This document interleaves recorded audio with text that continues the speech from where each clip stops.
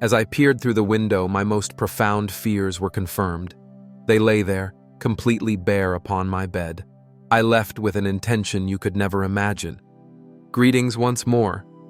At times, what appears to be a flawless 2-decade union can unravel in an instant. For the protagonist of today's tale, that pivotal moment arrived as he cast a glance through the window of his own bedroom. Prepare to immerse yourself in a narrative woven with threads of betrayal and the chilling precision of revenge as this story unfolds before you. Utterly perplexed, I stand at a crossroads, uncertain of the path that lies ahead. The signs were there, yet I failed to see them. Captivated by love, I never imagined this chapter would unfold in my life. Not with her, my wife and dearest companion for nearly 2 decades. At present, I find myself working out of town, not due to return until this evening. We were set to begin a 2-week road trip tomorrow. Work had been rather uneventful, leading me to return home yesterday afternoon. This journey was meant to offer us some much-needed solitude, as we had been quite busy with family and friends all summer long. As I stepped through the door, my gaze fell upon an unfamiliar truck occupying my driveway. Just the other day, my neighbor had asked for my opinion on this very vehicle. At the time, I had brushed off his inquiry, thinking he must have been mistaken. Yet, now, as I stood before the truck, a wave of unease enveloped me. I held my wife in the highest regard, my trust in her steadfast and resolute, yet an unsettling sensation persisted, potent and inescapable. Stealthily, I navigated to the side of the house, drawn to the bedroom window. As I neared, I noticed the door slightly open, granting me the unsettling privilege of overhearing their conversation. I peered through the window, and my most profound fears were confirmed. They lay there, completely bare upon my bed. I turned and left. I have been wrestling with the allure of a choice I know will lead to regret. It is difficult to stay focused on my present circumstances. Last night, I found myself at my family's cabin, succumbing to the abundance of drinks that surrounded me. As I made my way home today, I found myself ready to face her. Yet I ultimately decided against it. I am not equipped for that confrontation right now. My feelings are overwhelmed by anger. My thoughts are engulfed in a tempest of violence. I find myself navigating a particularly difficult circumstance. It feels inadequate to confront her. I find myself back at the cabin, a 60-ounce bottle of rum in my possession. For the last hour, my gaze has been fixed upon it. The temptation to pour a drink and momentarily escape this reality tugs at me, yet I remain wary of the poor decisions that such indulgence might invite. This is a crucial juncture in my life, and the choices I make in the coming days will define my future. I find myself here for that specific purpose. I seek guidance. In moments of unpreparedness, I retreat from the familiar embrace of family and friends, seeking solace instead in the company of strangers. Let this world fade away. Revision 1. The support and guidance I encountered were nothing short of extraordinary. I was deeply touched to realize the multitude of kind souls willing to help a stranger. It rekindles a sense of hope for humanity, especially during a time when I needed it most. Though the support has been truly invaluable, I am encountering difficulties in responding to others. At present, I have over 600 unread private messages and several hundred unread comments. I wish to express my heartfelt gratitude to each and every one of you. While I intend to convey my thanks individually, please bear with me as this may take some time. For now, I want to sincerely thank all of you for your thoughtful messages and invaluable advice. This carries great importance for me. I have noticed several recurring remarks and questions, and I wish to provide some clarity along with my brief update. I am happy to report that I am feeling much better today. The discomfort has almost faded away. I still sense a lingering impact in my abdomen, but I have begun to shift my attention toward the future. It has been 2 days, and this situation still feels off to me. Is this a fleeting moment of calm before the storm?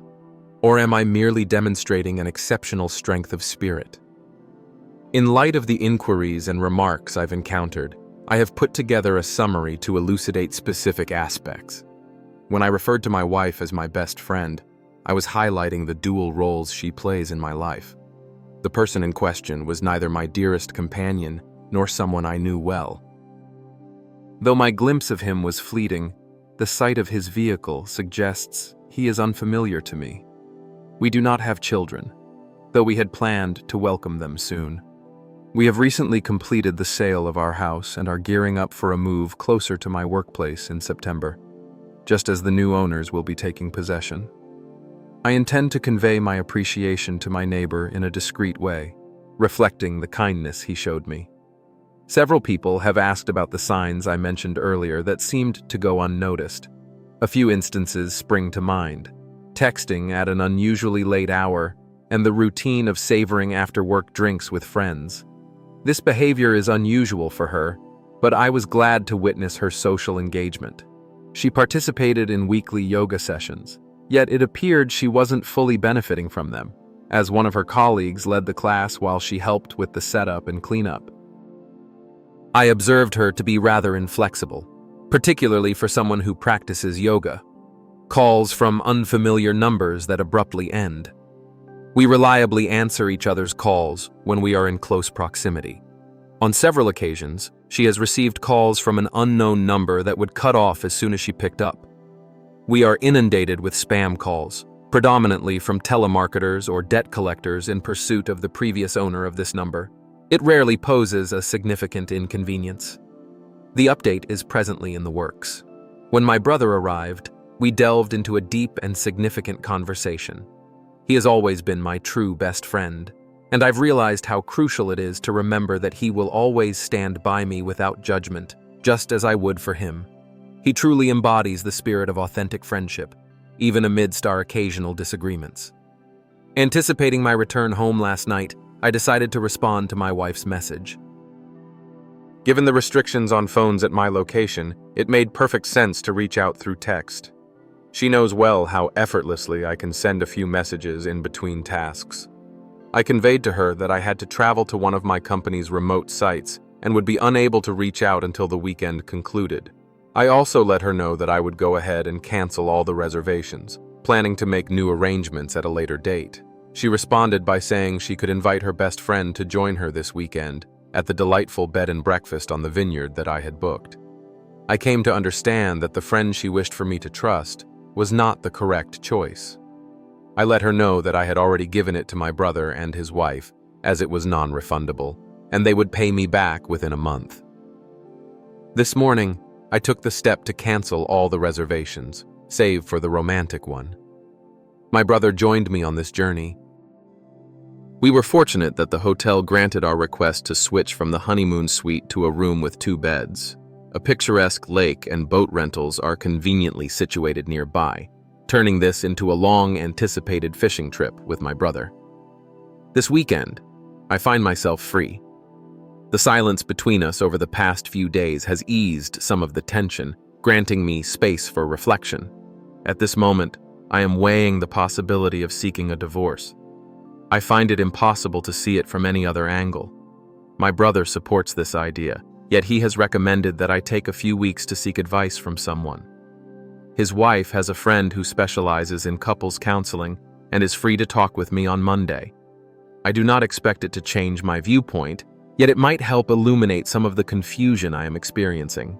Additionally, I am reflecting on various pieces of advice offered here and initiating discussions with legal professionals. At the very least, I aim to prepare myself for what I perceive as inevitable. I strive to carry this out with precision. I never imagined her capable of betrayal, nor did I anticipate her unfaithfulness. Thus, I find it prudent to prepare for any eventuality. Thank you once again, everyone. I shall endeavor to savor every moment of my weekend. Revision 2. Noteworthy events have transpired in recent days. To start, I will address the less significant details.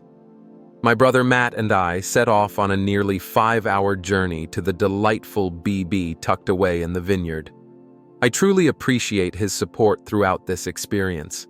It functioned mainly as a channel for my emotions, yet it played a crucial role in illuminating my thoughts. After voicing my frustrations during the drive, I discovered a desire for solitude, while he was keen to venture out for dinner. I stayed behind as he went out to eat, returning with some food for me. He deftly organized for a boat to be ready the next day. On Saturday, we set out onto the water. The owner of the BB, knowing our fishing intentions, graciously prepared a small cooler brimming with food and drinks for our adventure. Their method elevated the romantic offering, rendering it more advantageous for the two siblings. It was a considerate act. However, the fishing experience left much to be desired. We each reeled in a few trout that, due to their size, had to be released, which made the snacks from the BB an ideal choice. As the afternoon sun began to dip, we wrapped up our fishing endeavors and set off to explore an array of vineyards and fruit stands, gathering provisions and cases of wine for Matt's wife, Jen. That evening, our quest led us to find the most impressive tomahawk steak we could find. On Sunday, we made our way back to Matt's place. He lives in the nearby town, about an hour's drive from where I am. When we arrived, Jen was already there, and we all came together to savor a bottle of white wine that had been chilling in the cooler. The weekend's conclusion signified a pivotal moment for me. Jen revealed that, in our absence, she had opted to watch my wife from a distance. She shared that the gentleman had been at my home on Friday night, lingering throughout the evening, but on Saturday morning, she arrived just as he was making his exit. She followed him to his dwelling and uncovered the apartment he referred to as home. My wife spent Saturday night there. Meanwhile, she was sending me messages filled with her love and yearning for me. Jen shared that she was splitting her time between visiting family in my town and closely monitoring my wife. She noted that she happened to spot my wife leaving his apartment on Sunday morning and took a few photos of them embracing and sharing a kiss before she got into her car. I would rather not witness that. That truly solidified my choice. I struggle to imagine a situation in which I could place my trust in her once more, particularly given her ability to so easily shift her affections, declaring love for me while entangled with another man. Still, I have made a conscious decision to refrain from reacting impulsively to my feelings. I must uphold my composure and balance. It was then that Jen revealed Sharon's forthcoming visit for dinner. Sharon is the counselor with whom Jen scheduled my appointment. To clarify, she had not met my wife before, and this was my first encounter with her as well. Sharon was an exceptionally kind individual, and we had an excellent rapport. After dinner, Sharon and I took a stroll through Matt's neighborhood to walk the dogs and engage in a private conversation. Sharon's unwavering support shone through as she skillfully listened, fostering an atmosphere that invited openness. The freedom to express my emotions was genuinely healing. Although my connection with my brother is profound, this experience stood apart, proving to be remarkably vital. The reason I find joy in sharing this on Reddit is quite akin. It presents a valuable chance for me to elucidate and structure the intricacies of my thoughts. Our walk lasted an hour, during which the most crucial piece of advice Sharon offered was to refrain from delaying that conversation with my wife. She indicated that the longer I postpone, the more difficult it will become to have this conversation with her. She emphasized that achieving clarity is my highest priority right now, and my wife is the only person who can offer that to me. Later that evening, Jen and Matt kindly invited me to stay with them for as long as necessary. I recognize that Matt and I have a finite period to share our space, prompting me to seek guidance from my supervisor. They facilitated my stay in company housing. For a while now, I have been making visits every other week, though I typically leave on my days off. Fortunately, my supervisor has successfully organized for me to remain full-time for a few months, should the need arise.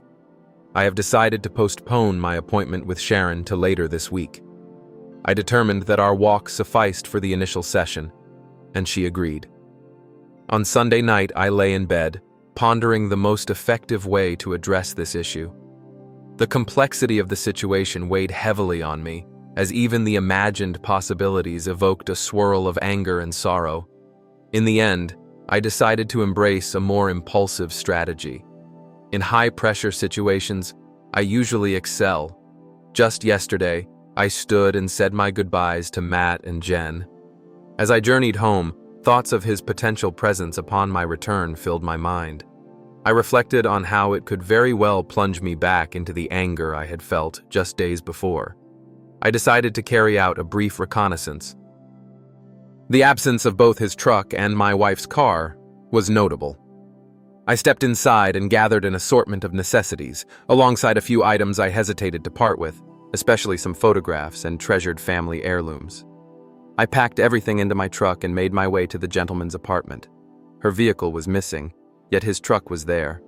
I decided to contact her to find out where she was. She spoke of her intention to gather groceries. At this juncture, my trust in her has waned significantly, prompting me to drive past the grocery store to confirm her presence. It is disheartening to confront my own behavior, yet the breach of trust has compelled me to pursue assurance in this way. I reached out to her once more, imploring her to come back home, for there were matters that required our attention. She replied, "What's the matter?" I swiftly responded, making it clear that she needed to be ready to speak honestly, and then I turned off my phone. She came home 15 minutes afterward. As she arrived, she came toward me, extending a warm hug and a kiss, a gesture that felt all too familiar. I turned my eyes away from her. She asked again what was weighing on my mind. I conveyed to her the significance of honesty in our future interactions. She pretended not to comprehend and asserted that she was unaware of what I meant. I replied, "Quite well then. If transparency is not to be expected, I shall take my departure." In that instant, a wave of panic washed over her as she inquired, "Are you talking about yoga?" I viewed it as a new chapter. I asked her about our talk, and she revealed that she hadn't been going to yoga classes. Here's a comprehensive summary of the rest of our exchange. If yoga was not your destination, where were you headed? I've taken to walking to find some peace, as stress has been weighing heavily on me lately. What has been the source of your stress? Can you clarify why you chose not to be honest about your actions? The preparations for the move have felt quite overwhelming, and I struggled to convey that to you. Was dishonesty the path you chose? What held you back from sharing that you were going for a walk to relax? I never meant to be untruthful. I found myself pondering whether my own stress could inadvertently add to yours. Yet, I must clarify that I am currently free from any stress. It seems there may be additional details you have yet to disclose to me. Could you please elaborate on your statement? I sense there might be deeper layers to your narrative than just the absence of yoga. I am asking for your honesty once again. You have already misled me. This approach will yield no results if dishonesty persists. I am left searching for the right words. Are you alluding to last weekend, when I savored drinks with friends and came home late? I could feel that something was weighing on your mind. I had no idea she had gone out for drinks or stayed out late. I was at my job several hours away. Did you really do that night? Or is that just another falsehood? I went out for drinks that evening, but I did not see her best friend, who she was said to be with that night. Whom did you meet? I savored a drink in solitude. Are you finding yourself drinking alone these days? It appears I might be grappling with a concern. We can delve into that another time. This is your last chance. I urge you to be honest, or I will take my leave. I am at a loss for what to say. Very well, I am leaving now. At this moment, I stood up and left. Usually, when faced with a disagreement, I take a drive to create some space between us. She probably thought this was the same situation. In that instant, she grasped that I had packed my clothes, toiletries, and the Xbox. It was the turning point when her phone began to buzz incessantly with messages. I made it clear that I had offered a chance for honesty, a chance she opted to forego, rendering any further conversation unnecessary. With heartfelt urgency, she urged me to come home for a face-to-face conversation about this issue. She conveyed her genuine confusion regarding my distress and the specific actions of hers that I perceived as the source of my feelings. She reiterated her love for me and promised that she would never intentionally hurt me. Her words struck me deeply, resonating within my very core. I have always sought comfort in the certainty of language, yet now it feels as though a jagged edge is slicing through my heart, leaving a trail of profound sorrow in its wake. I found it quite overwhelming, prompting me to end the call. She made around 40 attempts to reach me before I felt ready to respond again. This time, she asked, "Did you speak with Karen?" Her dearest confidant. I asked her why, and she responded, "Come home. I'd rather not talk about this over the phone." I agreed and drove a bit longer, giving my heart rate a chance to settle. Eventually, I made my way back home. The conversation progressed in this manner. "I hope you spoke with Karen. I chose to remain quiet. A few weeks back, amidst your work hours, we shared some drinks together. Two gentlemen started offering us drinks, and we chose to indulge in their hospitality. As we were leaving, one of them made an attempt to kiss me. I swiftly pulled away and made it clear that I was married. I find myself regretting my actions, wishing I had been more open about my feelings. Instead, I foolishly chose to remain silent. Meanwhile, Karen has reached out to another person and shared my contact details with his friend without my permission. Since then, I've received a few messages from him, but I have not yet replied. Could I have a glance at your phone, please?" "Certainly." She presented her phone to me, showing it to be empty of any messages, except for those from me and her mother. It was rather peculiar, as she usually keeps all her texts. I scrutinized her photos, all of which were immaculate, yet as I delved into the deleted images, I stumbled upon one that showcased a man I couldn't identify. Who is he? He is the very person who tried to kiss me. What inspired you to take a picture of him? I was merely being reckless. That does not serve as a valid justification. What led you to take a photograph of him? I find myself uncertain. Is that the entirety of what you wish to convey, or is there more you would like to disclose? That is all that I can recall. Once again, I set off. I had no inclination to be that stream of honesty. I climbed into my truck and drove away. She rushed outside, trying to stop me, but I had already slipped past her reach. I made my way to the nearby park, perched on my tailgate, and savored my lunch while pondering my next moves. As I sat there, memories began to surface, reminders of things I should have paid more attention to. During my weekend shift, she chose to retire early to bed. My wife had ventured out to the club with a few friends. I found myself awake at 4 a.m., yet she was still not home. I tried to contact her multiple times, but there was no reply. About half an hour later, she called back and asked if I could come to get her. When I arrived to pick her up, she told me that they had been trying to catch a taxi, but their attempts had been unsuccessful. Two acquaintances of her friend halted to offer a ride, though they asked for a quick detour to their home first. Upon reaching the man's residence, her married companion stepped into a room with one of the gentlemen. My wife noted that she spent some time looking for her, but eventually chose to abandon the search and savor a drink in the kitchen with the roommates as she waited. She claimed she was oblivious to her phone ringing when I tried to contact her. Upon reflection, she was taken aback by her friend's actions, prompting her to cut off that relationship. I thought that chapter had come to an end. On a different occasion, she set off to visit a cherished friend in another city. A girls' night had been carefully arranged. 4 friends reveled in drinks and films, all while cozily clad in their pajamas. I received that information. Later, she contacted me around 1 a.m. to say goodnight. Our conversation spanned about 20 minutes, during which she repeatedly noted how much they were enjoying a delightful girls' night. A man's voice echoed in the background, prompting my inquiry into the identity of the speaker. She first feigned ignorance, claiming she had heard nothing, Yet, once again, the sound surged forth with undeniable intensity. She could not refute the truth. She recognized that her former partner had accompanied a few men along the way. The atmosphere here is thick with frustration. She was inebriated and 3 hours away. She left me with no choice but to place my trust in her.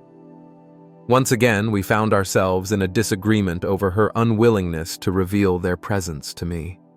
She promised to steer clear of such situations in the future. Clearly, this did not gain traction. After contemplating those moments and our conversations about them, I sensed I was ready to seize this last chance. As I powered my phone back on, it rang almost immediately. I answered her call, sensing the urgency in her voice as she implored me to come back home. Upon my arrival, I stepped inside to find her overwhelmed, tears streaming down her face as she wept inconsolably. She perched on the couch, her voice a gentle whisper, echoing, "I'm so sorry. I'm so sorry." I asked, "Forgive my curiosity, but for what reason?" She began to sway unpredictably, her movements a chaotic dance. It took her a solid 5 minutes to catch her breath before she could find her voice again. I was not entirely honest regarding the person who tried to kiss me.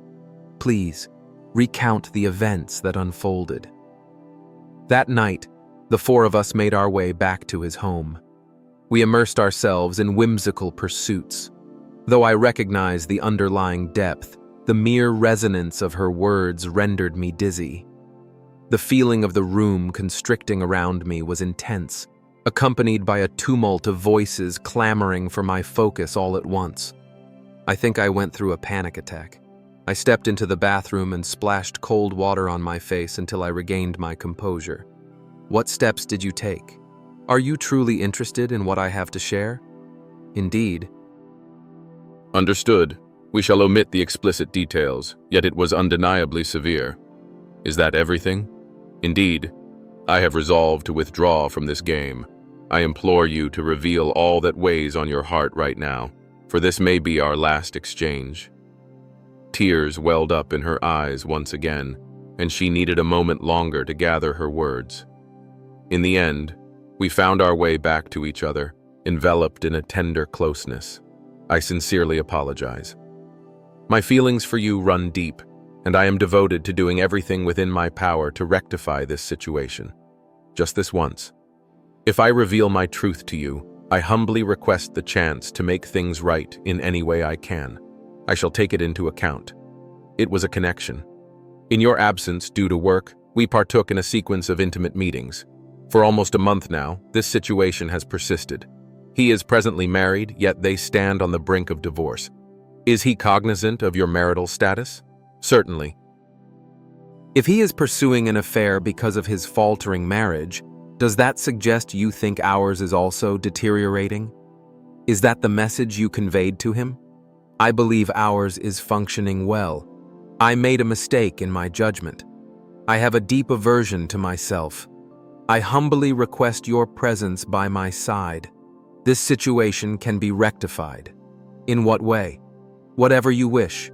If you were in my shoes, or perhaps in the shoes of his wife, what course of action would you pursue to address this predicament? Understanding the truth and having the confidence that your words hold weight. Your trust in me is justified. I acknowledge my mistake and will take steps to prevent a recurrence. If you were his partner, wouldn't you yearn to unveil the truth? Indeed. Please take the necessary steps to address this matter. Shall I contact her on your behalf? If that is what you wish. She tried to connect via phone, yet there was no reply.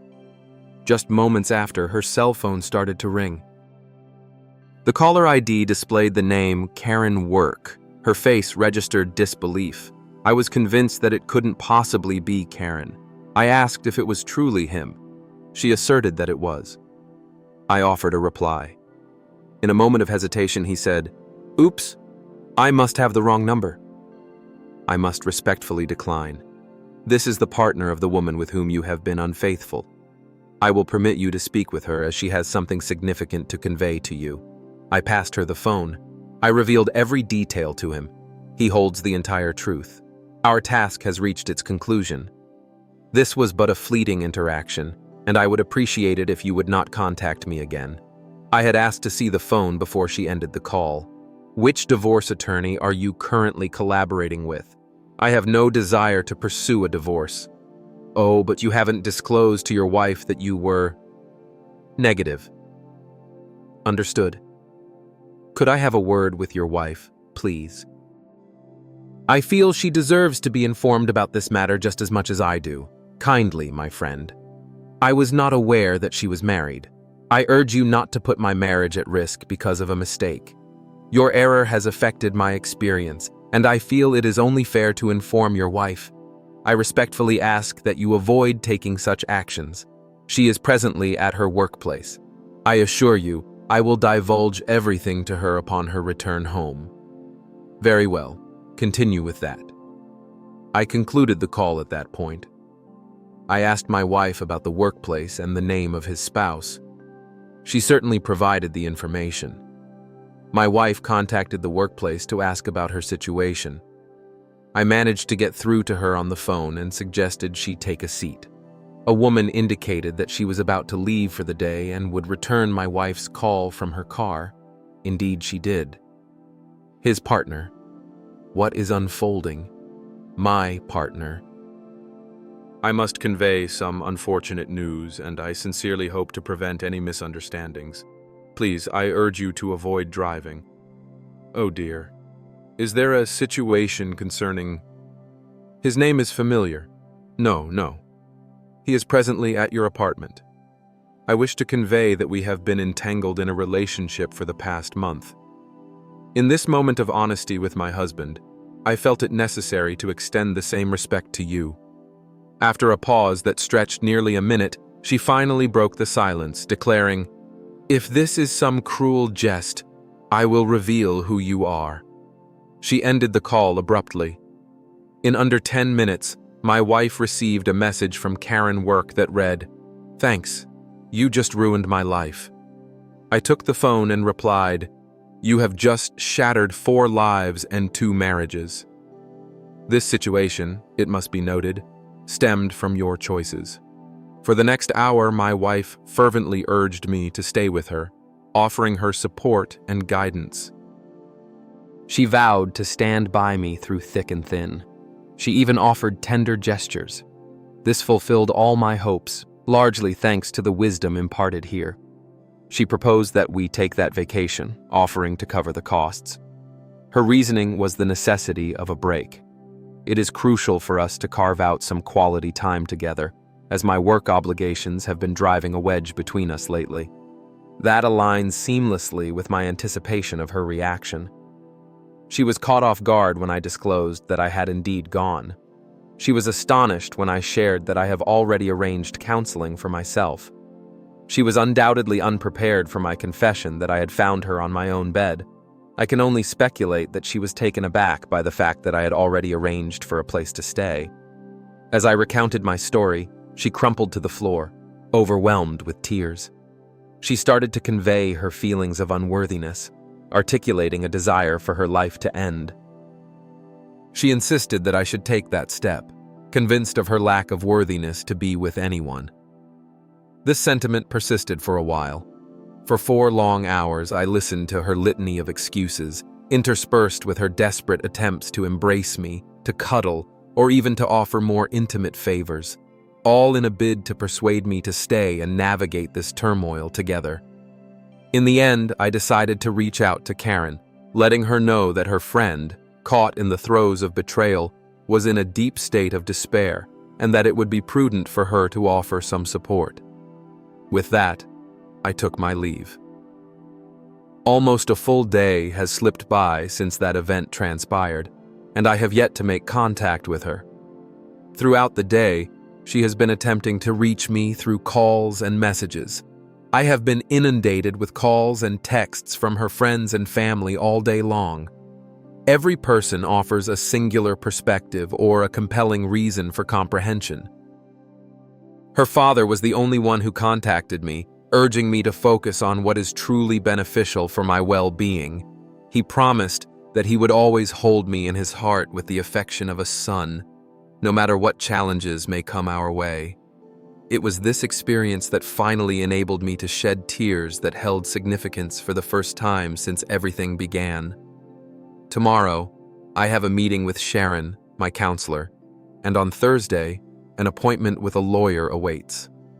You might sense the trajectory of this situation, but until it reveals itself, I remain enveloped in uncertainty. This is my final update. This past week unfolded with a series of notable events. I found myself moving between camp and my brother's home. In an effort to lessen my presence, I choose to stay only on the nights before an early engagement. I feel a deep sense of gratitude for the time my company has afforded me for personal reflection. This period has been remarkably advantageous.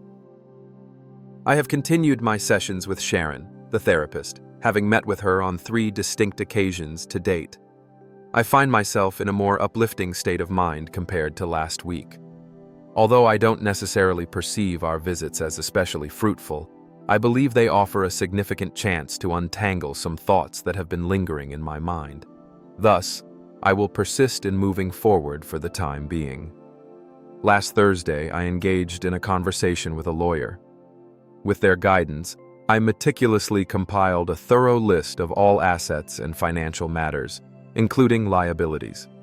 I then approached the bank to request a stop on our accounts, ensuring that no withdrawals could occur without the presence of both parties. Our salaries are deposited into our individual accounts, guaranteeing that neither of us will face obstacles in accessing new funds. The restriction is limited to the existing shared funds.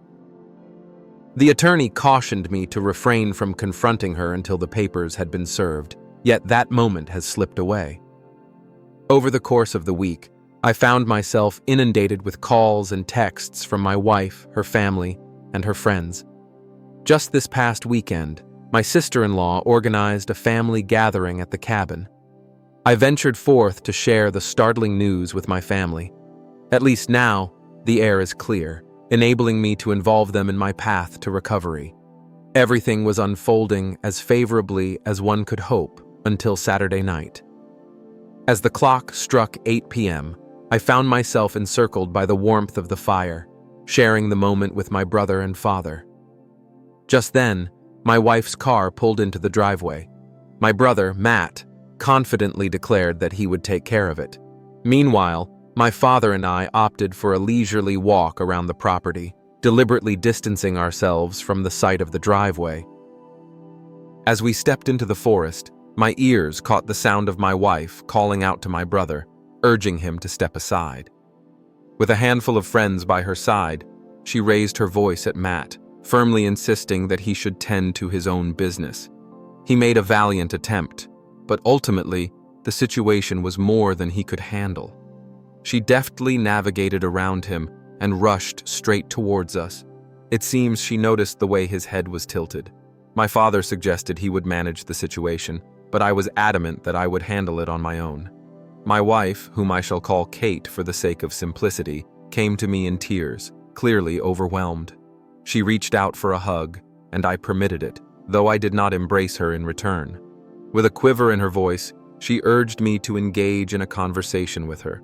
Having come to an understanding, we meandered along the property trails, seeking a moment of solitude. Kate shared with me that the other gentleman's spouse had left him, and she revealed that he had called, uttering threats to take his own life and laying the blame squarely at her feet. She claims that she told him to just move forward and has not spoken to him since. Kate then takes out a piece of paper and starts listing the ways she promises to make things right with me. Again, she offers an extensive array of services on the first day, covering everything from couples counseling to personal requests. In that instant, she caught me off guard entirely.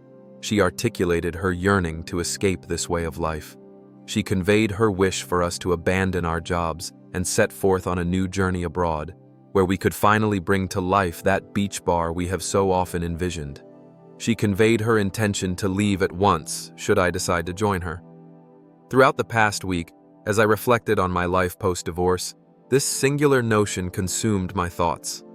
I resolved to initiate a complete overhaul of every facet of my existence.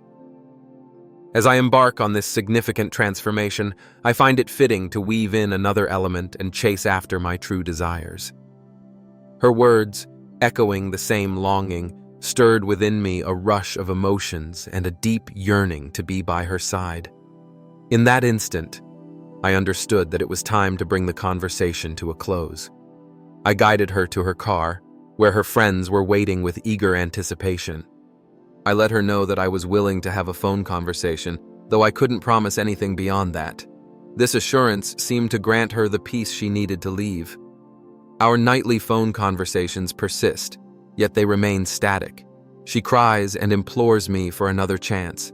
Anger wells up within me for her choices, and ultimately, I end the call. At this moment, I find myself enveloped in a deep yearning for her absence. She was my dearest confidant for countless years, and the void left by her departure has rendered the act of sharing my thoughts and feelings nearly unbearable.